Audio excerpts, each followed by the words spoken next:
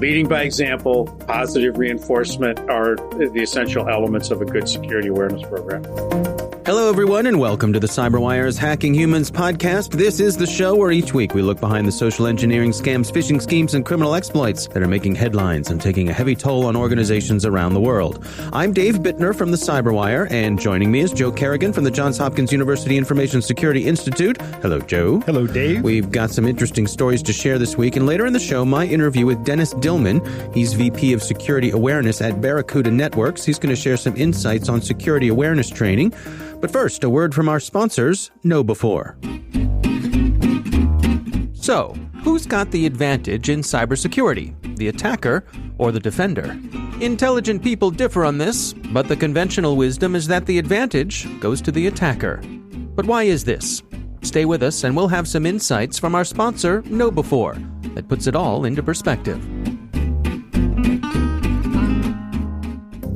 And we are back. Joe, I'm going to kick things off for us this week. And you and I have said many times on this show that there is something that will get everyone. Yes. Everyone has their weakness. Yes, everybody has their vulnerabilities. Yes. This story came across my desk here, and I felt seen. This is from Bleeping Computer, and the headline is, Fake Star Wars streaming site steal fans' credit cards. No. Dave, you didn't fall for this, did you? I can neither confirm nor deny whether or not I may have or may have not fallen for this. No, actually, I did not. Yeah. But here's the story. It's from Bleeping Computer. And of course, as we're recording this and as this is coming out, we are in the midst of a big Star Wars event. The latest Star Wars movie, The Rise of Skywalker, the final chapter in the Skywalker saga is being released. And so there's a lot of publicity around that. And of course, the scammers are taking advantage of that publicity. Sure, as they often do with any kind of large public event like this. That's right. So the folks over at Kaspersky Labs have been tracking this, and they found over 30 sites that have been used in credit card phishing attacks. And basically what they're doing here is they're taking advantage of the fact that folks want to get a look at this movie ahead of it coming out in theaters. Right. So they're setting up fake streaming sites where file sharing sites, BitTorrent sites, those sorts of things, where they claim to have a pre-release copy of the film. Mm-hmm. And sure enough, if you download it, you do not get a copy of the film. What do you get? You get malware. Malware? No, really? Yes, you do. Yes, you do. Who would have thought? I know. There's some interesting statistics here. They're saying throughout 2019, there were over 285,000 attempts to infect over 37,000 users who were seeking to watch Star Wars movies. That's what Kaspersky tracked. So there's some recommendations here from Kaspersky. Of course, pay attention to official movie release dates and don't click on suspicious links, even if they're promising you a new film. Look at the download file extension. Yep. Make sure it's an actual video extension. Check the website's authenticity and use a reliable anti-malware solution. I would add, don't try to steal movies. I would add that as well, yeah. These streaming services are never going to try to distribute their media through torrents. Right. It's just not a legitimate way to distribute media that you pay for. It's a great way to distribute free media, such as Linux distributions, and I use it all the time for that. But then when I get the Linux distribution, I verify it, at a minimum by checking the hash that's on the website. But there are other ways you can verify it as well with signatures. But at a minimum, you should be checking the hash of the file when you get it. Yep. So if you're a Star Wars fan, like some of us, pony up and go see it in the theater. Get yourself a Disney Plus subscription, and then you can watch all of them when they're released. Right. And you don't put yourself at risk for these kinds of things. But I will say, Dave, that I am enjoying The Mandalorian on Disney Plus. Yes, me too. It's pretty good. Yep, me too. The Baby Yoda. Yep. He's adorable. He's adorable. There we go. We got our cultural reference in for the week. That's right. Our street cred is rising. All right. Well, that's what I have this week. Joe, what do you have for us? This one comes from a listener, Rohit Srivastava, who is on Twitter as Rohit11, ROHIT11. Yep. And you can follow him there. And he's talking a little bit about it here, but he has written up a nice report that he's sent us, and he's going to make a blog post of it soon. This is a scam that he found. He lives in India, and on December 9th, he received an SMS that piqued his interest. Right? And it says, Mont Blanc official, 50% off ends tonight. Shop your loved Meisterstuck pens, wallets, bags, belts, ships with 30 days store exchange warranty, and then has a bit.ly link. Okay. Now, he says ordinarily just disregard this, but they got him, Dave. They got Rohit. They peaked because he is a Mont Blanc fanboy. So they found his Star Wars. Right, exactly. Yeah, okay. They found his Star Wars. Right. He doesn't just click on the link. It's a bit.ly link. So he knows that there's the plus sign you could put after a bit.ly link to see what the link is going to. Okay. This is something that Sam Small from ZeroFox told us about a couple months ago. When he looks at the link in bit.ly with that plus sign, it points to montblancindia.com, which seems like another legitimate website, right? Sure. So he went ahead and selected a pen he liked, and he entered his discount code that they sent him. So this website looks like a legitimate online retail shopping site. It does. Yeah. Yeah, and it's even got a domain, montblancindia.com. Right. Seems legit. Once he starts the ordering process, that's when he begins to see telltale signs of fraud. Now, Rohit is a security guy. He's not going to fall for this. He sees bad punctuation, misplaced capitalization, and he does the cautious thing here. He sends a tweet out to the official Mont Blanc Twitter handle, which is @MontBlanc_world, and they tell him, yes, this is probably a scam. Our official reseller in India is Tata Click. I think I'm saying that right. It's TATACLIQ. Okay. Now he knows that this is not a real site, but he's curious about it, right? Because he's one of us. Right? Yeah, he's a security researcher. Right. Can't help himself. He Googles Mont Blanc, India, and sure enough, the first website comes up, right? And we've seen this before. This is what I like about this story, Dave, is it has so many pieces of what we've been talking about in this show. Somebody is using search engine optimization so that when you Google Mont Blanc, India, their search result is the first result that comes up. They may also be, they may also be buying an ad. Okay. Right? Yep. But these are scammers. Spoiler alert, right? Right. Every episode I'm talking about scammers, these are scammers. So he decides he's going to act like a trusting customer, he says. And he says, I went ahead and ordered a pen, but I insisted upon using cash on delivery. Right? Oh, okay. Now, COD isn't used very much here in the U.S. anymore, but it used to be back in the 70s. Remember that? I do. All the Ron Popeil things and everything. You could order something cash and delivery. And what that is when the guy shows up with the product, you have to give him cash. Yeah. And that's the transaction. All right, so he completes the order as a COD order, so he's not out any money. He hasn't given them any payment information.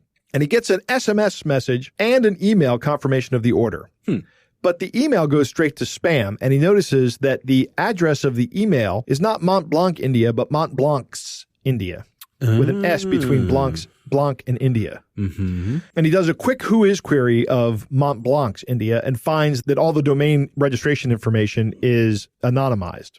Right, which is a service you can get now for domain registrations. But he finds that montblancindia.com has information on it, which is interesting that they're using these two domains. One of them has anonymous information, the other one does not. Along with the SMS confirmation, he receives a WhatsApp message from a business account name, just SB, kind of shady. And WhatsApp says this isn't a chat with a business account, which means that this is a business in WhatsApp, as far as WhatsApp is concerned. Okay. And they ask him to confirm his payment details.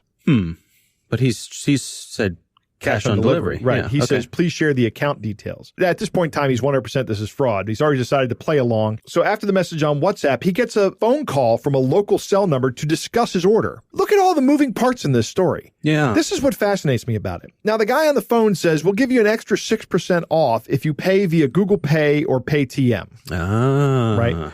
Now, these are tokenized payment means. Yep. And one of the unfortunate things about them is, while they're a little bit more secure for like retail sales and things like that, is that if you pay somebody over the internet using this, it's very hard to get your money back. Oh, there's no chargeback mechanism. There are no chargeback policies offered by any of these vendors. Okay. He says that when these people call him, typically they don't display a good command of the English language, but these guys were fluent in English and they were really good. So these guys have decided that they're going to take their skills and apply them maliciously. He decides to stump the person on the phone and say, hey, I already talked to Mont Blanc and they said that Tata Click was the only authorized reseller. And they said they're actually calling from Reichmont, India, which is the parent company of Mont Blanc, Reichmont. And they're clearing out their 2017 stock. Now, this sounds believable, but it's a blatant lie. Okay. Interesting that they have an answer for everything. They do. They've done their homework. They have done their homework on this. Yeah. This is pretty good. So eventually what Rohit does is he insists, no, I'm going to do cash on delivery. And we're just going to do that. And he hangs up. 15 minutes later, he gets another call from a non-Indian number. And this caller is speaking with an obvious Indian accent, but is very polished English again. And he says that he's from the Swiss office of Mont Blanc and repeats the same story that this is old stock and they're having a clearance sale with a 2-year warranty. When confronted with the tweet, he said the Twitter handle is managed by Amazon, as Mont Blanc is an Amazon company now. Mont Blanc is not an Amazon company. Okay, that's important to note. Okay. So he's trying to invoke the name of another large company, right? Although Mont Blanc's really not a large company. Their revenue is less than $1 billion a year. So a day later, he gets another call from an unknown number telling him that his order was dispatched and will reach him soon. The caller insists that opening the delivery is not permitted before paying cash, right? So now they think they got him, right? They're going to give him a box and insist that he pays them the money, and then they're going to run away as fast as they can while he opens the box and finds out that there's nothing in the box of any value. Right. Now, do we suspect even the actual delivery person is in on the scam? I wonder if are they a mule for the money, or I wonder if they're... I don't know how this works. Yeah. Rohit insists that he's going to open the box. He says, you're not going to get the money unless I open the box and see that there's a genuine product in here. Seems reasonable. Right. The next day, he receives another message on WhatsApp from an unknown number with the account details claiming to be the delivery team. And they again try to get him to pay before opening the box, but he insists, no, I'm going to open the box before I pay. So this story that Rohit has written here ends with the present day, where the status has not changed. He got a call today saying the package is out for delivery and that I can pay via cash as the card swiping machine is not available with the delivery person, right? Of course it's not. No, of course it's not. Rohit continues to insist that he's not going to give them any money without opening the box. And they said, fine, you can open the box, right? Oh. But the delivery guy still hasn't come. I don't think they're going to come. Yeah. I think they were hoping for somebody else. Boy, there's a lot going on here. And a couple things come to mind for me. One is that I wonder if these scammers have a supply of counterfeit Mont Blanc pens. Yeah, they might. Right? So that if you do open possibly stolen Mont Blanc pens, too. No, could be. So, so that if you do open the box, at first glance, you're going to let the delivery guy go with the cash and away they go. Here's where the biggest hook is on this, right? Is that the cost of the pen to Rohit was around $130. I looked at the Mont Blanc website. The cheapest pen on the Mont Blanc website is $340. That's the cheapest ballpoint pen you can buy. They really tried to get him on the fear of missing out. And he's a collector of these pens. Yeah, he loves these pens. Yeah. This is something he likes. He's like you said, it's his Star Wars. Yeah. Interesting. It's also, like you alluded to earlier, how much time they've invested in him. Right. He talks about not only did they invest time, but they invested real money in getting their services, their websites up. And one of them is even behind Cloudflare. Which means they're paying for the Cloudflare service. Yeah. They're putting out money to do this, which means they have to be getting some kind of success out of this. And that's kind of Rohit's thing here, is that they're going after people who are in the market for Mont Blanc pens. And how interesting, but for these premium items, right, the scammers have set up shop to target people who love these premium items. Yes. And they know how to push your buttons. I want to thank Rohit for sending the story in. This is great. When he puts out a blog post, we'll put a link to it. He doesn't have it up yet as of the recording. No, really good. Thanks for sending it in. All right. Well, those are our stories. It is time to move on to our catch of the day. Joe, our catch of the day was sent in by a listener who was scammed by, or contacted, I suppose, by what he quickly determined to be a bot on the Tinder dating app. And started playing along with it. Let's start here. You can play the part of the listener, whose name is Brock, and I will play the part of the lovely female bot who's trying to win his affections. Hello, Brock. I'd like to get to know you. May I ask you a few questions? Absolutely. Have you ever been in love? Once, I think, but that was a while ago. I see. I haven't, although it sounds nice. What makes you human? What makes me human? Let's see, my beating heart and those weird feelings. I like this answer. What attracts you to me? I thought you were absolutely gorgeous and you have innocence, but we all know I can be totally wrong. Thank you, Brock. That's very kind of you. Last question. If you could meet me anywhere, where would you choose? Considering we're both in Austin now, I'd say in Austin. You are clever. You've passed my test. Take a look at my Instagram and let me know if I've passed yours. Perfect. This is what failing the Turing test looks like. I was going to say, I was thinking about, speaking of tests, right. How about the Turing test? Which is, Joe, what's the Turing test? Actually, good question, Dave. Some of our listeners might not know what the Turing test is. This was a test proposed by Alan Turing when he was talking about general purpose artificial intelligence. Yeah. And the test is that you put somebody in communication with a person or an AI, and the person cannot tell with greater than 50% accuracy that they're dealing with an AI over a person. That's right. So it's a coin flip. And if you have developed an AI that people only guess is an AI 50% of the time, then you have achieved AI. Yeah. All right. Very good. Way back in the day, there was a famous one called Eliza, one of the first ones back in the 60s. They spun up and it was like not online. There was no online. It was a computerized therapist and could be quite compelling, actually. Yeah. Really? Oh, yeah. I don't think I ever played with Eliza. Yeah. It's fun. All right. Well, that is our catch of the day. Coming up next, we've got my interview with Dennis Dillman. He's VP of Security Awareness at Barracuda Networks.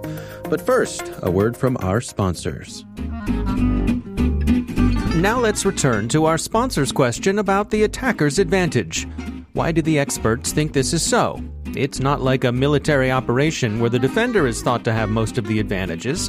In cyberspace, the attacker can just keep trying and probing at low risk and low cost, and the attacker only has to be successful once. And as KnowBe4 points out, email filters designed to keep malicious spam out have a 10.5% failure rate. That sounds pretty good. Who wouldn't want to bat nearly 900? But this isn't baseball. If your technical defenses fail in 1 out of 10 tries, you're out of luck and out of business. The last line of defense is your human firewall. Test that firewall with KnowBe4's free phishing test, which you can order up at knowbe4.com/fishtest. That's knowbe4.com/fishtest.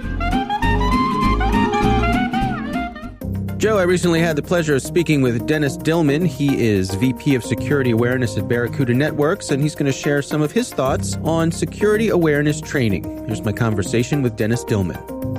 My attention is focused on the employee, the adult learner, the individual who's engaged in the risky behavior. I'm very focused on what are the signals that are going to trigger them into a response. And that's what's largely unchanged because the underlying social dynamic is the same as it's ever been. The same things that triggered people probably 1,000 years ago are the same as trigger them today. Fear of missing out, the anger, frustration, all of these triggers that are essential to an effective phishing email are the things that we see today. And so my focus has always been on cutting through the fog in the minds of the average employee to enable them to see a little bit more clearly the threats that surround them. But at the end of the day, it's about the emotional trigger and the sophistication of the data capture that happens after the trigger has been tripped. When you're first beginning to interact with an employee, what is the typical state of that person in terms of their natural defenses against these sorts of attempts to get them to do things? I'm generalizing here, right? So there's obviously a couple of different buckets that employees fall into. So I'm talking about, the average person who's not intimately engaged with security as a profession. Those employees largely are completely unconcerned with security. And that's not a criticism. That's just the fact of life of an adult learner is that they're focused on a hierarchy of needs that relate to their personal situation, their immediate professional obligations, and everything after that, they struggle to find time for. And a lot of people see security as a field handled by others who are responsible for keeping them safe. And so their day-to-day view of the world is not focused on good security habits.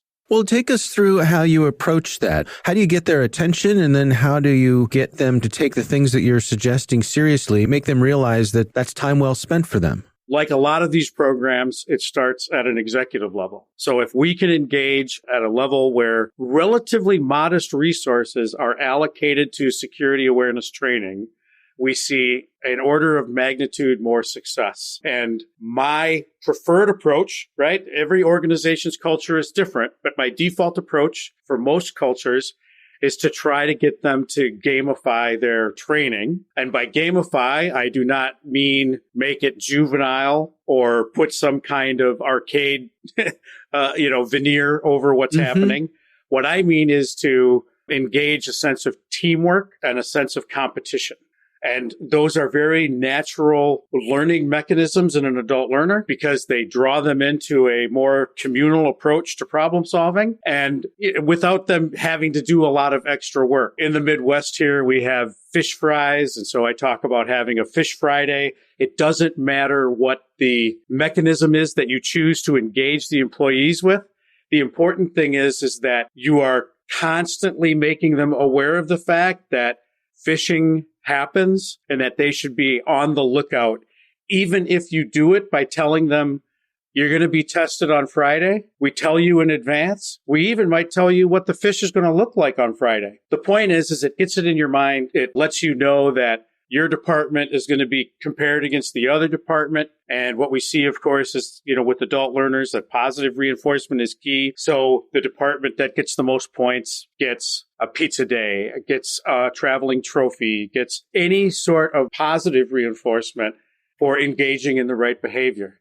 And when you make it a drumbeat, you pull it out of the fog, right, and expose it to a little bit more light of day and make it something that's always in the front of their mind because they walk past the bulletin board. It's on their intranet page. We can obviously go deeper. We can obviously teach them about the hundreds of different types of phishing attacks that are out there in the wild. But we have to start with this foundation of them being cognizant of the fact that there is this ever-present danger that they need to be aware of. What happens in an organization that is engaged with this kind of training when a real fish gets through and someone clicks on it? How do you turn that into a teaching moment? When it's a real fish and they click on it, it moves into a different realm of responsibility from my point of view. I don't have a good answer for if they give their credentials to an external site that moves into the realm of incident response and dealing with a security issue. But when we know a certain type of email is effective,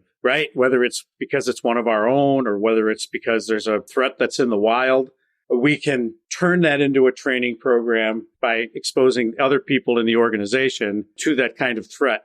One of the things I'm curious about is it sounds to me like from start to finish, this is a positive reinforcement kind of thing. There's no point where if someone, for example, clicks on a simulated fish, there's no shaming that's going to go on here. Well, yeah, there's a lot of research, Dave, out there that with all learners, but adult learners in particular, that negative reinforcement punishment is counterproductive. It may be effective in a very narrowly measured sense of the word, but it has so much extra in terms of side effects that it's a net negative in terms of the approach. So positive reinforcement with adult learners is absolutely essential. Building a sense of teamwork around that behavior is essential.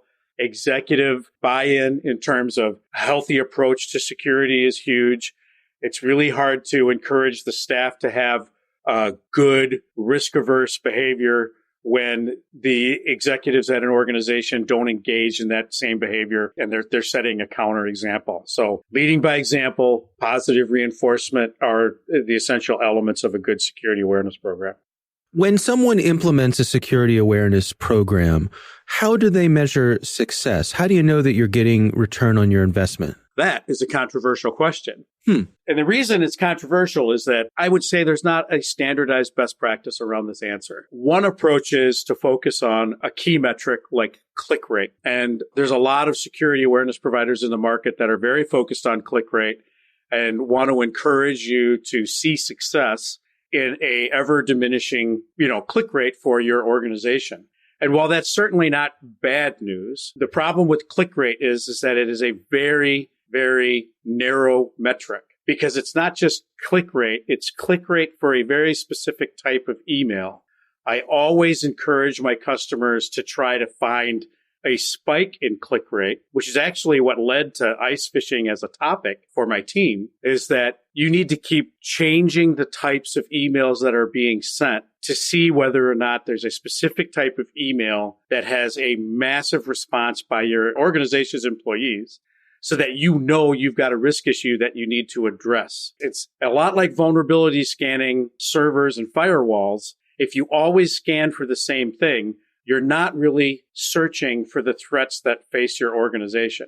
So we can drive a click rate to near zero. The problem is that there might be another type of phishing attack that has a huge response from your employees, and you remain unaware of it because you're not testing a broad array of social engineering simulations. For organizations that are just starting their journey with security awareness training, how do you recommend they get started? Again, every corporation has its own unique culture, right? And you've got to be sensitive to that. But as a rule, I think kind of the majority of customers can benefit from the following advice. Number one, don't take an adversarial approach to security awareness training. Don't make this a gotcha type of testing mechanic. Communicate with your employees about the fact that you're starting the campaigns, you're starting the program. Communicate with your employees about what the intention is and that it's working to make the company more safe, and it's a collaborative effort. It's very helpful to establish that. The best way to train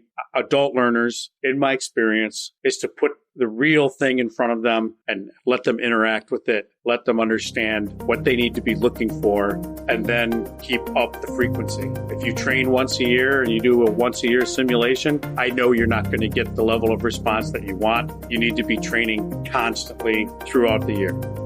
Joe, what do you think?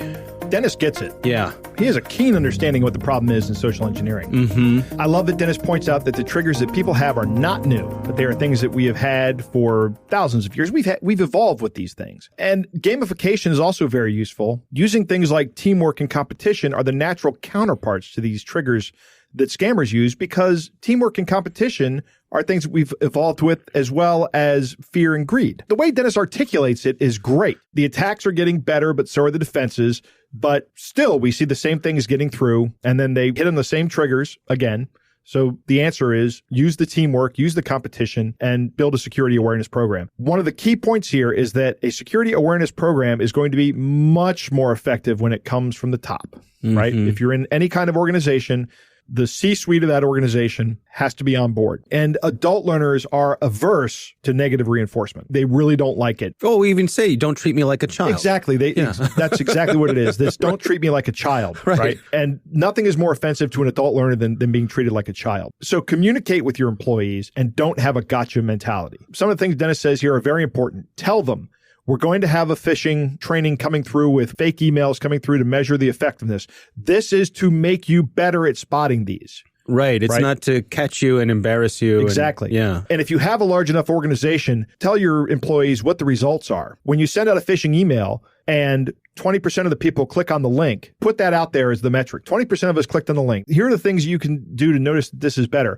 We're going to do this again in another month, and we're going to see how it's improved. At one point in time, you asked him what happens when a user clicks on a real phish. That then does go beyond what he focuses on in his work. But there are some things you can do to protect yourself, to mitigate the damage from that. And one of the best things you can do is two-factor authentication. Because if a user gives up username and password and you have two-factor authentication on your systems, then there is a much lower risk, in fact, almost no risk of those accounts being compromised if you're using a good, strong second factor authentication, something like a YubiKey. One of the key points here is measuring ROI on this training is really tough because there are no standards yet. We're still in a very nascent part of this field where we're trying to make a difference. Click rate is okay, but as soon as he started about click rate, I started thinking about what are you measuring, right, when you're measuring click rate? And his example was a great example. You might be measuring how good your employees are at spotting your fake phishing emails. And that's not really a good measurement. What if your fake phishing emails are insufficient? Awful? Right, exactly. They have nothing to do with Star Wars. I mean, that wouldn't work. Nobody's going to click on something that doesn't have anything to do with Star Wars, right? Exactly. Taking a baseline measurement is absolutely imperative, as is constant training. This is something that needs to be done on a regular basis. This is not something you do once a year and forget it. Yeah, well, just really interesting conversation. Again, thanks to Dennis Dillman from Barracuda Networks for joining us and sharing all of his insights and wisdom. That is our show. And of course, we want to thank all of you for listening. And we want to thank our sponsors at KnowBe4. They are the social engineering experts and the pioneers of new school security awareness training. Be sure to take advantage of their free phishing test, which you can find at knowbefore.com/phishtest. Think of KnowBefore for your security training. Thanks to the Johns Hopkins University Information Security Institute for their participation. You can learn more at isi.jhu.edu. The Hacking Humans podcast is proudly produced in Maryland at the startup studios of Data Tribe, where they're co-building the next generation of cybersecurity teams and technologies. Our coordinating producer is Jennifer Iben. Our executive editor is Peter Kilby. I'm Dave Bittner. And I'm Joe Kerrigan. Thanks for listening.